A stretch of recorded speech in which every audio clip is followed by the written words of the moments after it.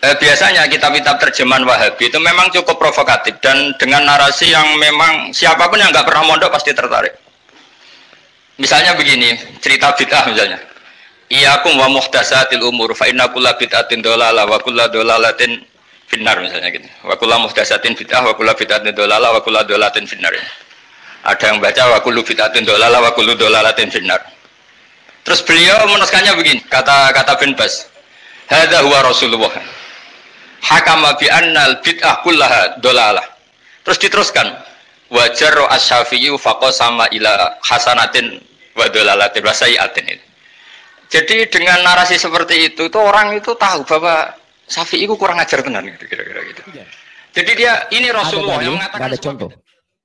Satu ada dalil, ada contoh. Dua ada dalil, ada contoh sementara. Yang ketiga ada dalil tapi nggak ada contoh. Ada dalil tapi nggak ada contoh. Dalilnya ada, contohnya nggak ada. Awas, jangan terjebak nih. Ada yang mengatakan kalau setiap yang nggak ada contoh itu bid'ah. Belum tentu. Kalau ada dalilnya boleh. Apa yang paling gampang? Paling gampang begini. Saya mau tunjukkan misal. Anda kalau zakat pakai apa?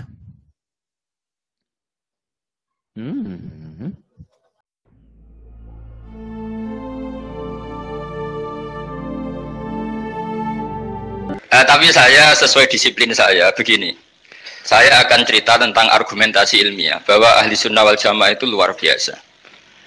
Saya di Jogja berteman banyak para profesor, para doktor, termasuk akademisi sosial yang mungkin pernah di mana-mana. Pernah tanya saya begini, Bapak, kenapa Anda baca kitabnya referensinya luas kok tetap NU katanya. Terus saya bilang, problemnya apa sebagai NU? Biasanya terus mereka mengutip sekian makalah.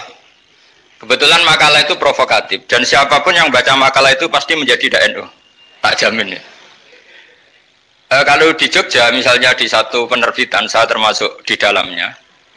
Itu pernah diperbandingkan kitabnya Said Muhammad Mafahim Yajibu An-Sohah dengan kitabnya bin Bas. Judulnya Hadhihi Mafahimuna. Biasanya kitab-kitab terjemahan Wahabi itu memang cukup provokatif dan dengan narasi yang memang siapapun yang nggak pernah mondok pasti tertarik. Misalnya begini, cerita bid'ah misalnya. Iyyakum wa muhdatsatil umur fa inna kulla bid'atin dhalalah wa kulla dhalalatin finnar misalnya gitu. Wa kulla muhdatsatin bid'ah wa kulla bid'atin dhalalah wa kulla dhalalatin finnar. Ada yang baca wa kullu bid'atin dhalalah wa kullu dhalalatin finnar. Terus beliau menuliskannya begini, kata bin Bas. Hadza huwa Rasulullah. Hakama bi annal bid'ah kullaha dhalalah. Terus diteruskan wajar asy-Syafi'i faqasama ila hasanatin wa dhalalatin wa sayyi'atin. Jadi dengan narasi seperti itu tuh orang itu tahu bahwa Syafi'i itu kurang ajar tenan gitu kira-kira gitu. Jadi dia ini Rasulullah yang mengatakan semua bid'ah ini dhalalah, tapi Syafi'i lancang dengan membagi ada dhalalah, ada sayyi'ah, ada hasanah, ada sayyi'ah. Ini aneh katanya. Wong Rasulullah yang nabi saja bilang satu, semuanya dhalalah kok dia bilang dua kan. Diredaksikan jaro'ah, kira-kira makna sedannya yang lama atau berani. Sehingga orang mesti tanya, kenapa sih tidak ikut Rasulullah saja? Tapi ini satu ilmu, setidaknya ilmu perdebatan, bukan ilmu hakiki, karena kita tidak tahu yang diridhani Allah yang mana. Tapi kemudian Said Muhammad dalam kitab Abu Abdul Faros, juga dalam kitab-kitab beliau, menyanggah itu dengan mengatakan, jika makna bid'ah adalah yang nggak pernah dilakukan Rasulullah, itu salah besar. Terus beliau cerita sekian hal, termasuk yang diceritakan adalah ada seorang sahabat ketika sholat dengan Rasulullah tidak pakai doa mainstream, yaitu ketika i'tidal sahabat tadi bilang alhamdulillah hamdan katsiran thayyiban mubarakan fih. Setelah itu setelah Nabi habis sholat umul qail, siapa tadi yang melafadzkan itu? Semua sahabat diam karena takut disalahkan. Tapi apa yang dikatakan Nabi? Tidak, saya tidak akan menyalahkan. Saya tadi melihat isna asra malakan. Saya tadi melihat 12 malaikat. Yabtadiruna ayyuhum yaktubu awwalu. Semuanya itu bergegas siapa yang nulis awal. Terus kata sahabat tadi, ha anada ya Rasulullah. Padahal ini satu kalimat yang bahkan Rasulullah tidak mengajarkan. Dan Rasulullah bahkan iskal. Kenapa ada kalimat itu? Tapi toh dibenarkan oleh Allah dan Rasul. Cerita Said Muhammad kedua adalah ada sahabat setiap ngimami itu main kulhu. Wah, ngimami apa saja main kulhu. Singkat cerita makmumnya tuh gerutu. Ini orang kok main kulhu terus ini. Setelah dilaporkan ke Rasulullah, ditanya sama Rasulullah, kenapa kamu main kulhu ini? Dilaporkan ke saya. Kata si musolli tadi, imam tadi, di annaha sifatur rahman. Dalam surat itu semua sifatnya Allah. Maka fa'ana uhibbuha. Saya senang itu. Apa kata Rasulullah? Saya disuruh bilang Allah ke kamu bahwa Allah mencintai kamu karena kamu mencintai kulhu. Terus keterusan sampai sekarang itu orang-orang NU baca kulhu terus itu. Karena sekali baca ida samsu kuirat mesti keponting gitu. Tapi artinya itu dibenarkan Rasulullah minhu risab kita alimin minhu tanpa ada pelajaran dari beliau.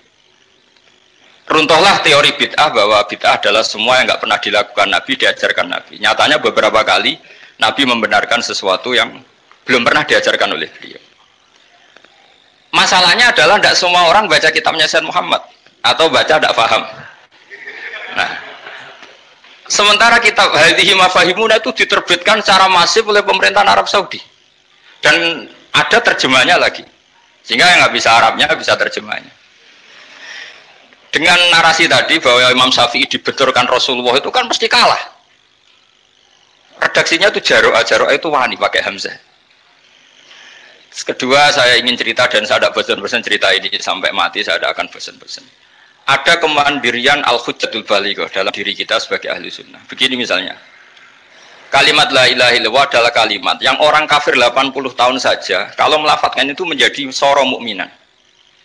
Nah ini kita tahlil yang sudah muslim hanya karena kalimat thayyibah justru menjadi kafir. Ini kan madzhab aneh. Yang kafir puluhan tahun iyan tahu yukfar lahum ma qad salaf bihadil kalimah. Ini kita karena tahlilan sampai nyekel patok menjadi kafir juga karena la ilaha illallah. Ini aneh. Kata kalimatun sing yakunu bihal kafiru musliman menjadi kalimatun yakunul mukminu biha kafirun. Ini kan kaidah yang aneh. Nah, saya ingin kalau ahli sunnah yang seperti ini sudah mandiri, sudah sehat, ya baguslah seperti itu. Terus yang terakhir, kenapa ditambahi an-nahdiyah? Ya seperti yang dikatakan moderator tadi. Di terminologi internasional itu kalau ahli sunnah pokoknya yang tidak sabut sahabat ahli sunnah. Sehingga Wahabi, Muhammadiyah, Ikhwan semuanya ahli sunnah wal jamaah. Karena kalau di media internasional asal tidak Syiah itu ahli sunnah. Hanya itu aja perbandingannya. Kalau ikramus sahabat ya ahli sunnah, kalau sabut sahabat ya Syiah. Problemnya adalah kita tidak ikut kelompok besar ahli sunnah yang mainstream di internasional karena mereka anti wasilah, anti tahlil. Sehingga terus Indonesia bilang ditambahi ahli sunnah wal jamaah an-nahdiyah. Yang kira-kira mungkin Gus Yofur dan kawan-kawan nambahin Nusantara gitu. Nah, nanti ini bagiannya Gus Yofur, saya kira demikian. Assalamualaikum warahmatullahi wabarakatuh. Itu kan suatu masalah dalam syariat Islam itu adalah ikhtilaf atau bid'ah. Ya mudah, keluarkan dulu turunannya. Ikhtilaf itu apa? Bid'ah itu apa? Kalau selain bid'ah pasti ikhtilaf. Ya kan? Baik, sekarang bid'ah apa itu bid'ah? Dari kata bada'a yabda'u sesuatu yang baru. Setiap yang baru disebut dengan bid'ah.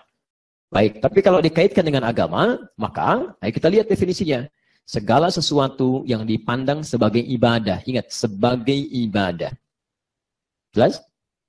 Baik, yang tidak terdapat dalil dan atau contohnya dari Rasulullah SAW, dari Al-Quran ataupun Sunnah. Lihat kalimatnya, dalil dan atau contohnya. Kalimat mesti lengkap sini.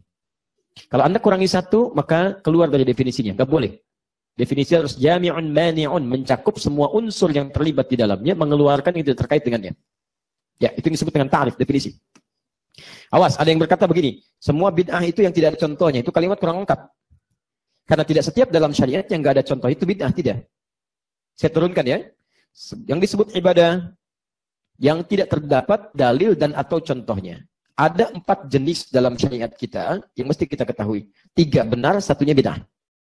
Yang pertama, ada ibadah dalam syariat yang ada dalil, ada contoh. Jelas, seperti sholat. Dalil ada, contoh ada. Makanya nggak boleh keluar dari contoh. Sampai Nabi menegaskan, Sallu kama ra'aitumuni usalli. Salatlah kalian seperti proses melihat saya salat. Al-Bukhari nomor hadis 651. Jangankan kita sekarang, hidup di zaman Nabi, salat tidak seperti contoh Nabi, dipersoalkan oleh Nabi. Seperti kisah Khalad Az-Zuraiki yang lalu, di Al-Bukhari nomor hadis 357, hadis Muslim nomor hadis 397. Saya sudah jelaskan ini. Ini nggak ada masalah. Yang kedua, ada dalilnya, ada contohnya, dan contohnya bersifat sementara. Ini pun tidak masuk bid'ah. Tidak masuk bid'ah. Karena dalil masih ada, dan Nabi contohkan, sementara Nabi diduga tidak mencontohkan lagi, atau mencontohkan tapi tidak setiap waktu. Tapi sahabat ada yang mempraktikkan, dan Nabi tidak melarangnya. Ini artinya masih boleh. Seperti kunut. Kunut. Ya, hati-hati. Terjadi peristiwa Bi'r Ma'unah, datang sementara utusan, ya dari satu daerah, Bi'r Ma'unah, distrik Bi'r Ma'unah datang kepada Nabi menyampaikan, ya Rasulullah, wahai Rasulullah, di tempat kami masuk Islam. Banyak, bedol desa, satu tempat masuk Islam. Senangnya Nabi luar biasa. Dia katakan, tolong utus kepada kami orang-orang mengajarkan Quran. Maka diutus 70 penghafal Quran. 70 penghafal Quran. Di awal-awal masa dakwah. Ternyata ketika di perjalanan Allahu Akbar terjadi peristiwa yang di luar nalar kita sebagai manusia dan Nabi pun, nah ini hikmahnya nanti ada. Ya, hikmahnya ada. Baru disampaikan setelah peristiwa itu terjadi. Ini ternyata mereka semua disiksa dan kemudian dieksekusi, meninggal. Ya, Nabi kemudian ditipu oleh orang-orang ini, berbuat makar mereka. Ya, tapi nanti Allah izinkan untuk memberikan hikmah besar dalam kehidupan Nabi. Karena ini masih di awal dakwah. Ya, supaya Nabi bersabar. Baik, singkatnya ketika terjadi itu semua, Nabi sedang menunaikan sholat, turunlah malaikat menyampaikan peristiwa ini. Riwayat menyebutkan sebelum ruku, ya dalam versinya Imam Malik, riwayat menyebutkan bangun dari ruku, dalam versinya Imam Asy-Syafi'i. Maka ketika disampaikan itulah Nabi kemudian berkata, Allahumma adzibhum, Allahumma la'anhum, Allahumma la'anhum, Allahumma la'an bani kita, bani kita, bani kita. Disebutkan, ya Allah tolong laknat si fulan, tolong hukum si fulan. Ya, nilai kemanusiaannya muncul, memohon kepada Allah untuk menghukum orang-orang ini. Ya, karena di awal masa Islam 70 orang dieksekusi dan seterusnya. Maka dalam sebulan berjalan turunlah kemudian Quran surah ketiga Ali Imran ayat 128 sampai 129 itu. Laisa laka minal amri syai'un aw yatuba 'alaihim aw yu'adzibahum fa innahum zalimun. Muhammad, jangan cepat marah begitu. Ya, kamu tidak punya hak. Lihat, kamu tidak punya hak sedikit pun untuk memberikan hidayah pada orang lain atau untuk menghukum orang karena pernah berbuat salah. Dimaksud ayat Quran ini, ya Nabi punya kewenangan untuk berdoa. Tapi karena ini masa dakwah, Nabi itu bedanya untuk umat sampai akhir zaman. Bukan umat-umat di awal masanya saja. Kalau sikap cepat berdoa seperti nabi-nabi yang dulu karena umatnya terbatas minta diadab, nanti banyak umat yang akan diadab. Ini masih awal perjalanan. Jadi kata Allah, arahkan pada doa yang baik-baik. Minta yang baik-baik. Toh boleh jadi orang-orang ini mungkin ke depan dia bertobat. Kan tidak tahu apakah dia bertobat atau tidak kan? Nah, ini adab dari Al-Quran, supaya kalau kita melihat sesuatu, arahkan pada yang baik dulu. Nabi bukan salah, bisa saja Allah memberi petunjuk kepada Nabi, langsung berdoa begini, bisa kan? Ya, tapi itu dibiarkan terjadi dengan ketentuan Allah, kadar Allah, supaya menjadi pelajaran bagi kita di masa yang akan datang. Jadi hukum. Baik, maka setelah itu, diduga Nabi tidak membacakan lagi doa yang dimaksudkan, tapi mengajarkan doa yang indah kepada dua cucunya, Al-Hasan, Al-Husain, khususnya Al-Hasan, dengan temannya Ibnu Umar, radhiyallahu ta'ala anhum jami'an. Baik, apa doanya? Allahumma hdini fi man hadait, wa'afini fi man afait, wa tawallani fi man tawallait, wa barik li fi ma atait, wa qini syarra ma qadait, dan seterusnya. Lihat doanya.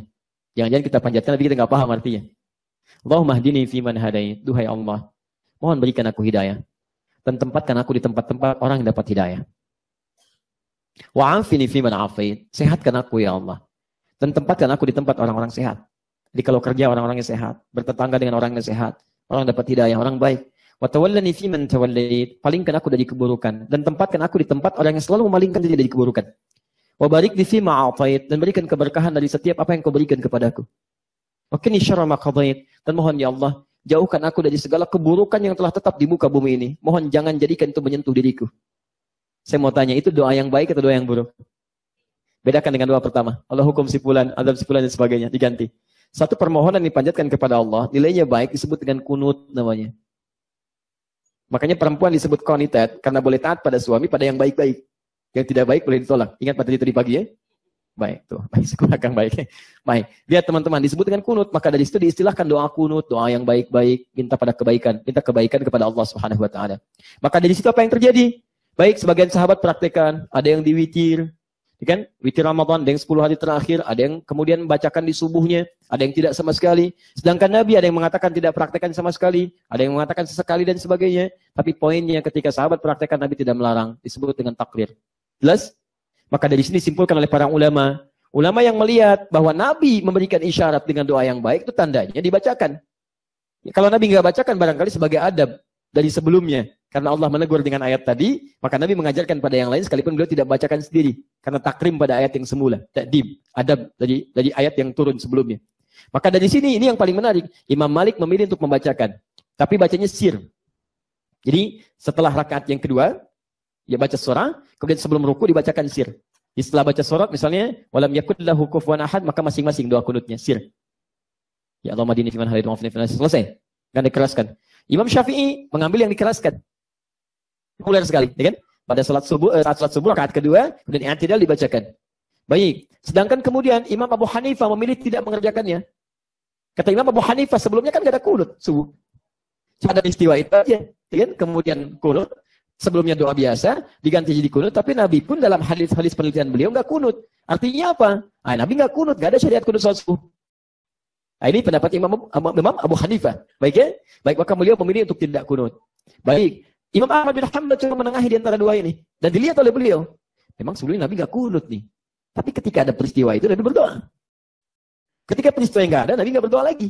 Dalam riwayat penelitian beliau, ini menunjukkan boleh berdoa jika ada kejadian besar yang membutuhkan doa. Kejadian besar membutuhkan doa disebut dengan nazilah. Maka diistilahkan kunut nazilah. Maka muncullah ini semua. Maka yang menggunakan mazhab Abu Hanifah seperti Asia Selatan, Pakistan, India, atau ke Cina sebelah sana timur jauh, maka umumnya mereka tidak kunut saat subuh. Jelas? Baik, Imam Syafi'i yang menggunakan mazhabnya, semacam umumnya Asia Tenggara, di Syria, sebagian Mesir, itu kunut. Masuk Imam Al-Bukhari di antara muridnya. Kemudian Imam Malik juga kunut, disirkan. Libya, Tunisia, Aljazair, Maroko, nyebrang sedikit, Spanyol, Italia, kan, Prancis dan sebagainya. Baik, kemudian Imam Ahmad bin Hanbal teluk di Saudi. Jadi kalau ada yang Jamiah Islamiyah di Madinah misalnya, gitu kan, atau yang di Mekah pada umumnya, di kisaran Saudi, itu kunutnya nazilah. Atau digunakan saat 10 hari terakhir Ramadan nanti. Ya dalam hal-hal yang witir. Atau seperti sekarang, nggak 10 hari terakhir pun. Ya pada pertengahan-pertengahan mereka witir. Seperti kita praktekkan di Wistol kemarin, witir kan ya. Terus saudara kita, Ustaz Salim, kan? Ya, dia juga witir karena pernah di Mekah lama dan sebagainya. Ya, itu gak ada masalah, silahkan. Jadi di sini kesimpulannya, ada dalil, ada contoh, contohnya sementara. Tapi tidak disebut bid'ah, masih boleh dilakukan. Jelas sampai sini? Baik, jadi mau kunut silahkan, mau tidak silahkan. Yang salah? Yang tidak sholat subuh. Yang tidak sholat subuh.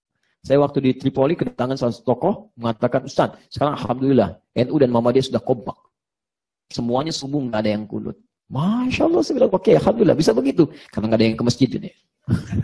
Karena nggak ada yang ke masjid. Wah, yang ketiga, lihat, yang ketiga. Ada dalil, nggak ada contoh. Satu, ada dalil, ada contoh. Dua, ada dalil, ada contoh, contoh sementara. Yang ketiga, ada dalil, tapi nggak ada contoh. Ada dalil, tapi nggak ada contoh.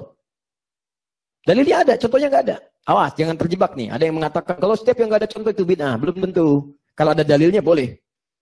Apa yang paling gampang? Paling gampang begini. Saya mau tunjukkan misal, Anda kalau zakat pakai apa? Pakai apa? Nggak ada zakat pakai Wallahu a'lam. Zakat itu kalau nggak Anda gunakan beras, Anda gunakan uang. Zakat pakai apa di sini? Pak, mau saya setor zakat ya. Ibu zakat apa? Wallahu a'lam. Masya Allah. Gimana kita bisa berzakat? Pakai apa zakatnya di sini? Uang, baik. Mana dalilnya? Mana contohnya? Ayo coba temukan. Saya minta jangan hadis palsu aja. Cari zakat menggunakan itu. Anda cari sampai kiamat kurang 2 hari. Nggak akan ditemukan. Silahkan cek. Di Indonesia ada yang pakai beras. Kalau mau konsisten, bahkan nabinya, dalilnya itu menggunakan kurma atau gandum. Silahkan cek. Silahkan Anda cari. Hadis Nabi yang sampai pada kita. Beliau zakat menggunakan kurma dan gandum. Bahkan contohnya jelas kok. Kurma, gandum. Dalilnya ada. Kok kita tiba-tiba menggunakan beras atau menggunakan uang? Dari mana taunya? Nah, maka kemudian Muawiyah melakukan di sini penelitian. Dilihat ketika beliau jadi gubernur di Syam. Beliau melihat ini makanan pokok. Itu makanan pokok. Setiap yang makanan pokoknya itu yang digunakan. Ada maslahatnya di situ, maka itu yang boleh dilakukan sebagai bagian dari zakatnya. Yang fitri, yang berupa makanan. Maka boleh kemudian silahkan di setiap tempatnya makanan pokoknya itu boleh. Karena Nabi itu makanan pokoknya kurma dan gandum. Bahkan di lingkung masyarakat sampai saat ini. Maka dikeluarkanlah itu. Kalau Indonesia mau mengeluarkan kurma, siapa yang makan, kemana dikeluarkannya? Nggak nyambung. Maka dari itulah boleh diambil dari makanan pokoknya. Apa makanan pokok Bapak Ibu sekalian? Tuh, saya bukan. Kalau saya nasi. Kalau beras itu makanan bagi hewan yang bertembolok. Ya, ayam itu beras, bebek itu beras. Kalau saya nasi, sumbernya dari beras. Alhamdulillah, dimasak dulu baru dimakan. Baik ya, maka boleh kemudian itu dikeluarkan sebagai bagian dari zakat. Coba cek. Jelas ya? Yang keempat, itulah bid'ah. Yang tidak ada dalilnya sama sekali. Dan tidak ada kiasnya di sini. Nggak ada analoginya. Dan dianggap sebagai bagian dari ibadah. Itu sederhananya. Jadi kalau dianggap bagian dari ibadah, nggak ada dalil, nggak ada contoh, nggak ada kiasnya sama sekali. Nggak ada analoginya. Maka itu bagian dari bid'ah. Masya Allah, salat subuh berapa rakaat? 2. Tiba-tiba dia terlampau soleh 3 rakaat misalnya. Nah itu yang jadi masalah. Itu yang disebut dengan bid'ah. Atau